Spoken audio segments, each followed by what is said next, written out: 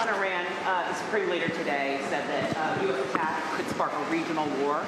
Do you have any response to that, sir? Why wouldn't he say that? Of course you're going to say that. But we have the biggest, most powerful ships in the world over there, very close, a couple of days. And hopefully we'll make a deal. If we don't make a deal, then we'll find out whether or not he was right.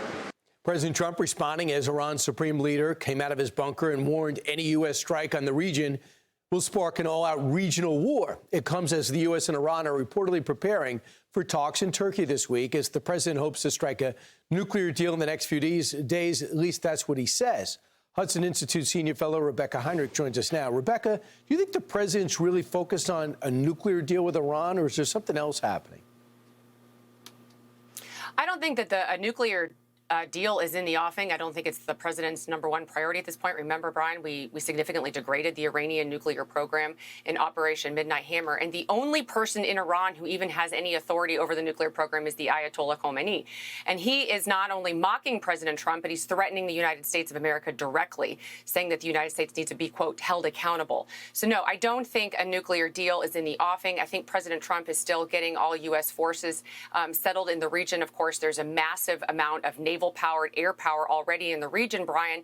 And I think that we're going to get some missile defenses ready to go where U.S. troops are deployed and within range of some Iranian ballistic missiles. But I think that there's still going to be a strike soon. It depends on this point what President Trump has in mind for what his targets are. So, Rebeccah, I want people at home to see a map of all the proxies that Iran is financing, knowing their people are running out of water in the nation's capital, their food prices going through the roof, their diminished currency gets loses value by the day, but yet they're writing checks to all these horrible organizations who Israel says is violating the ceasefire.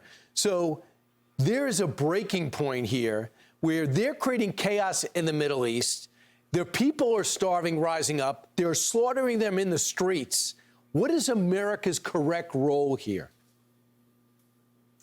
Yeah, so the Iran regime is the greatest source of instability throughout the entire Middle East. So you make a great point, Brian. I mean, Iran isn't just slaughtering its own people, which it is. President Trump made a very clear red line that if the Iran regime turns on its own people, that the United States would come to the aid of the people. We now know from credible reporting as many as 30,000 or more innocent young Iranians have been slaughtered by the Iran regime just in the last couple of weeks, Brian.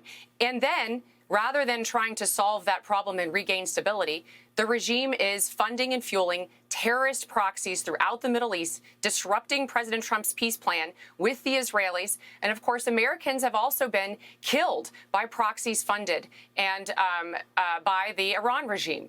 And so for President Trump, I think to finally push the regime over and let the Iranian people take control of their own country is a major strategic opportunity for peace and stability in the Middle East. And Saudi Arabia, Qatar, the UAE, Oman, and Turkey are scrambling, they say, to stop the U.S. from striking Iran.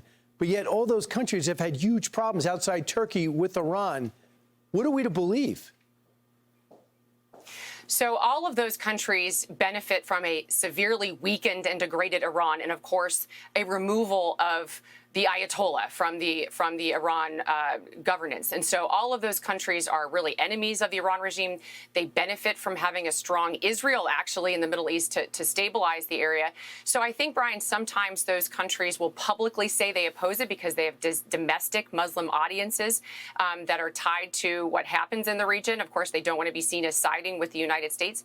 But I think their interests align with ours. Having a significantly weakened Iran regime is in the interest of all of those Gulf states and partners, especially for economics and trade and, of course, energy markets as well, Brian. It's in our national interest to make sure this regime goes. They've killed thousands of Americans, not just in the Iraq war and other terrorist activities. They threaten our president. They're targeting people in our country that they don't like Iranian journalists.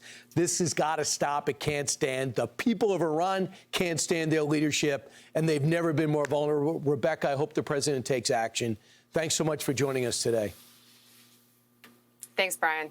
Hey, it's Will Cain. Click here to subscribe to the Fox News channel on YouTube. It's the best way to get our latest interviews and highlights. And click to subscribe to the Will Cain podcast for full episodes right now.